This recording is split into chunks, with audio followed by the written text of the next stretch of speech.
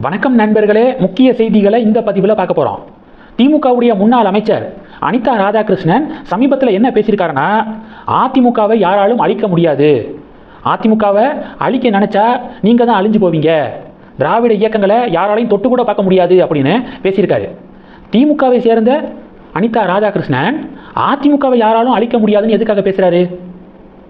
இந்த பக்கம் அதிமுகவுடைய ராஜேந்திர பாலாஜி, டிவிக்கு ஆட்சி முடிவுக்கு வரணும்னா ஸ்டாலின் கோபப்படணும், ஸ்டாலின் கோபப்பட்டா டிவிக்கு ஆட்சி கொஞ்ச நாள் கூட தாங்காது அப்படின்னு அதிமுகவுடைய ராஜேந்திர பாலாஜி பில்டப் கொடுக்குறாரு.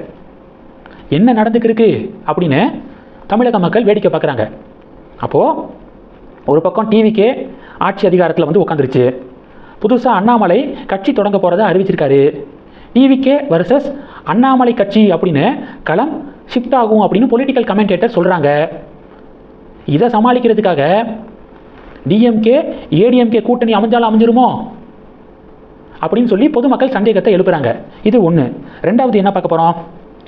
ரெண்டாவது, ஒரு 3 நாளைக்கு முன்னாடி மிக முக்கியமான ஒரு விஷயத்தை பிரதமர் மோடி தொடங்கி வச்சிருக்காரு. அதை பற்றி பெருசாக யாரும் பேசலை, அதை நம்ம பேசியே ஆகணும். என்ன தெரியுமா? இந்தியாவின் முதல் ஹைட்ரஜன் ட்ரெயின் சேவையை நம்ம பிஎம் லான்ச் பண்ணியிருக்காரு. ஹரியானா மாநிலத்தில் இருக்கக்கூடிய ஜிந்திலிருந்து சோனிபட் வரை ஹைட்ரஜன் ட்ரெயின் சேவை இயக்கப்பட்டிருக்கு. மிக நீளமானதான், உலகத்திலேயே இருக்கக்கூடிய ஹைட்ரஜன் ட்ரெயினில் நம்ம இந்தியாவுடைய ஹைட்ரஜன் ட்ரெயின் தான் ரொம்ப நீளமானது. ஒன்று. ரெண்டாவது, மிகவும் சக்தி வாய்ந்தது, 3200 ஹார்ஸ் பவர் ஆற்றல் திறன் கொண்டது. எதுக்காக இந்த ஹைட்ரஜன் ட்ரெயின் தெரியுமா? சுற்றுச்சூழலுக்காக தான். கார்பன் எமிஷனை கண்ட்ரோல் பண்ணுறதுக்காக தான் இந்த ஹைட்ரஜன் ட்ரெயின்.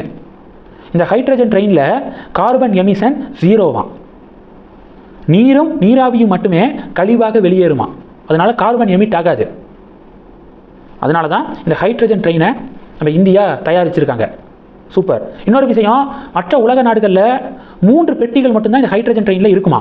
ஆனால் நம்ம நாட்டில் மொத்தம் 10 பெட்டிகள் கொண்டதாக ட்ரெயின் இருக்குது. அதனால தான் ஃபஸ்ட்டே சொன்னேன், மிகவும் நீளமானது உலகத்திலேயே அப்படின்னு நான் சொல்லியிருந்தேன். மூணாவது, ஜூலை 15 காமராஜர் அவர்களுடைய பிறந்தநாள் விழா கொண்டாடப்பட்டுச்சுல. திருப்பூரில் ஒரு பள்ளியில் நடந்த விழாவில் அண்ணாமலை கலந்துக்கிட்டாரு. உடனே சவுக்கு சங்கர், தமிழக பாஜக அழுதாங்க. ஆர்எஸ்எஸ் நடத்தக்கூடிய பள்ளி அது, அதில் அண்ணாமலை சிறப்பு விருந்தினரா கூடிய விரைவாக அந்த ஸ்கூலை மேனேஜ் பண்ணக்கூடிய ஆர்எஸ்எஸ் பொறுப்பாளர்கள் ஆர்எஸ்எஸ் அமைப்பிலிருந்து நீக்கப்படுவதற்கு வாய்ப்பு இருக்குது அப்படின்னு ஒரு பக்கம் சவுக்கு சங்கர் உருட்டினார். அதுக்கெல்லாம் நம்ம பதில் சொல்லிட்டோம். இப்போ புதிய பஞ்சாயத்து என்ன தெரியுமா?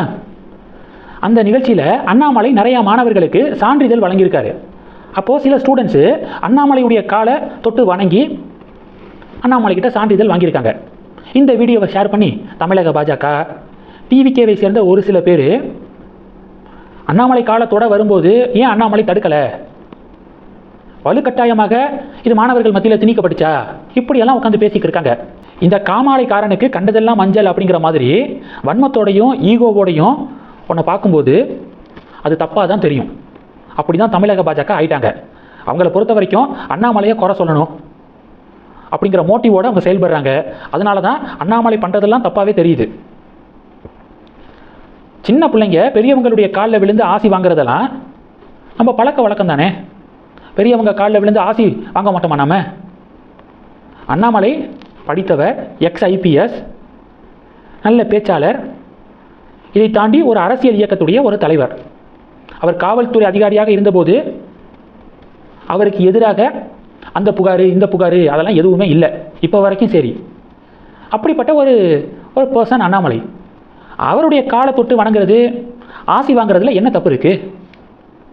நிறைய அரசியல் கட்சிகளில் வயது வித்தியாசமே பார்க்காம மூத்த வயசில் இருக்கக்கூடிய நிர்வாகி கம்மியான வயசில் இருக்கக்கூடிய ஒருத்தருடைய காலில் விழுவார். பல அரசியல் கட்சிகளில் இது நடக்குது. அதெல்லாம் யாருடைய கண்ணுக்கும் தப்பாக தெரியாது. மாணவர்கள் ஒரு முக்கியமான ஒரு பர்சனாலிட்டி, நல்லா படித்து முன்னேறின ஒருத்தருடைய காலை தொட்டு வணங்குறது, ஆசி வாங்குறத தப்பாக பார்க்குறாங்க.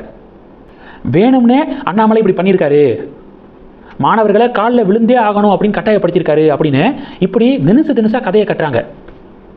அரசியல் கட்சி நடத்துறதை விட்டுட்டு பாலிடிக்ஸில் இருக்கிறதுக்கு பதிலாக இந்த ஸ்கிரிப்ட் ரைட்டரு, கதை திரைக்கதை வசனம் எழுதக்கூடிய வேலைக்கு போனால் நல்லா கல்லா கட்டலாம். இது மாதிரி கதை எழுதுகிறவங்க இந்த செய்திகளை பற்றி உங்களுடைய பார்வைகளை மறக்காமல் கமெண்ட் பண்ணுங்கள். தொடர்ந்து கணக்கில் இருங்க. அடுத்தடுத்து நிறையா பதிவுகளை பார்க்க போகிறோம். நன்றி. ஜெய் ஹிந்த்.